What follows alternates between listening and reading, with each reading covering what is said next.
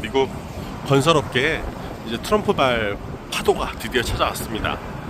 건설 비용이 지금 주택당 한 $1,900 정도 발생하고 있대요. 그러면 1,000만 원 이상 트럼프 대통령 취임 전에 보다 높아진 거죠. 그래서 트럼프 대통령이 되고 난 다음에 건설업계는 정말 죽을 맛이래요.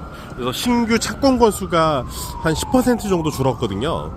그 이유는 뭐냐면 6.2% 정도 자재 가격이 상승했습니다.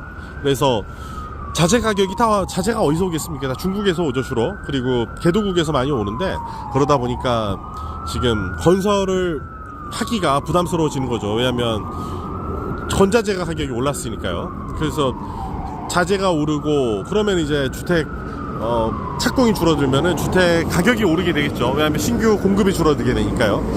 근데 문제는 뭐냐면 물가에서 주택 비용이 차지하는 게 상당히 크다는 겁니다. 일단 주택이 부족해서 만약 월세가 오른다거나 뭐 집값이 오르고 월세가 오르게 되면은, 그러면 물가가 당연히 오를 수밖에 없어요. 뭐 웬만한 사람들, 뉴욕에서는 자기 집 가진 사람보다는 세입자들이 훨씬 많거든요.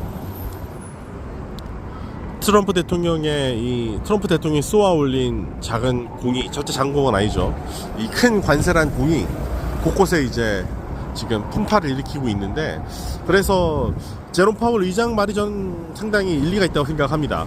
상당히 트럼프 대통령의 관세 세율이 세고 수준이 높고, 그리고 이로 인해서 국민들이 받게 될 타격도 그럴 것으로 예상한다는 거였거든요. 거기다가 한마디 더한 게, 관세 일부는 국민이 결국 부담하게 될 것이란 얘기를 했습니다. 국민이 결국은 관세 부담자가 될 것이란 그런 의미인데, 참 너무나 맞는 말이죠. 근데 그런데도 이제 파월 의장도 참 꿋꿋한 게, 어쨌든 금리를 계속 신중하게 지금 결정하겠다는 얘기거든요. 현재 있는 금리 수준이 적당하다는 평가입니다.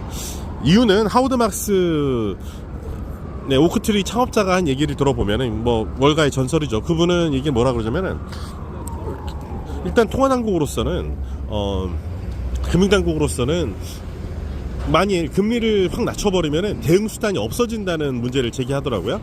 그래서 지금도 사실 역사상 보면은 아주 낮은 건 아니라는 겁니다. 물론 이제 자기가 생각할 때 한 1% 정도는, 1%포인트 정도는 더 낮아질 수 있다고 보는 것 같아요. 근데 낮아진다고 지난번에 얘기를 했었는데, 그럼에도 불구하고 급하게 낮추진 않을 거다라는 얘기를 했었고요. 근데 지금 금융 전문가들, 특히 이제 투자 은행들은 요즘에 입을 모아서